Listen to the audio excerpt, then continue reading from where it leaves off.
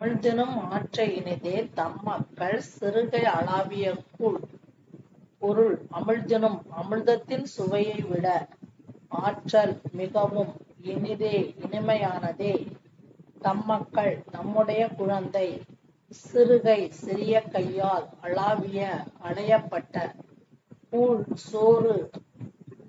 அமிழ்தினும் ஆற்ற இனிதே. அமிழ்தங்கிறது சுவைகளுக்கெல்லாம் உயர்ந்தது அமிர்தம். சாப்பாடு எப்படி இருக்குன்னா அமிர்தம் போல இருக்குதான். அந்த அமிர்தத்தை விடவும் ஆற்றல் மிகவும் இனிது இனிமையானது எதுன்னா தம்மக்கள் சிறுகை அளாவிய கூழ். தம்மக்கள்னா தன்னுடைய குழந்தை சிறுகை சிறிய கையால், சிறுகைனா பிஞ்சுகை, 1.5 2 வயசு இருக்கும் இல்லையா, அதுன்னு போல அந்த கையோட பிஞ்சு கை சின்ன கையா இருக்கும். அந்த சிறிய கையால் அளாவிய கூழுங்கிறது சோறு, அளாவியங்கிறது பிசையுது. இப்ப அம்மா அப்பா பிள்ளைங்க உட்காந்து சாப்பிட்டு இருக்காங்க. அம்மா ஒரு குழந்தைக்கு சாப்பாடும் போட்டு நெய்யும் போட்டு கையில கொடுத்துருக்கா. அந்த தன்னுடைய பிஞ்சு கையால் அந்த சாதத்தை போட்டு பிசையுது இல்லையா, பிசைஞ்சு சாப்பிடும் போது மேலங்களை இறைக்குது. சாப்பாட்டை எச்சி சாப்பாட்டை தன்னுடைய அப்பாவுக்கு கொடுக்குது.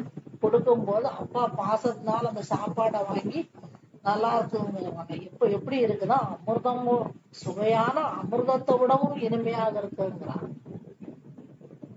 அமிழ்தினும் ஆற்ற இனிதே தம்மக்கள் சிறுகை அளாவிய கூழ். தன்னுடைய குழந்தை தன்னுடைய பிஞ்சு விரலால் அழகப்பட்டு பிசைந்து அலையப்பட்ட அந்த சோறானது சுவையான அமிர்தத்தை விடவும் இனிமையானது.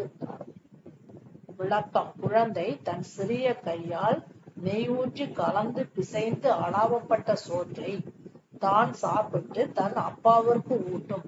குழந்தை ஊட்டும் சோற்றை அப்பா இனிமையானது என்பார்.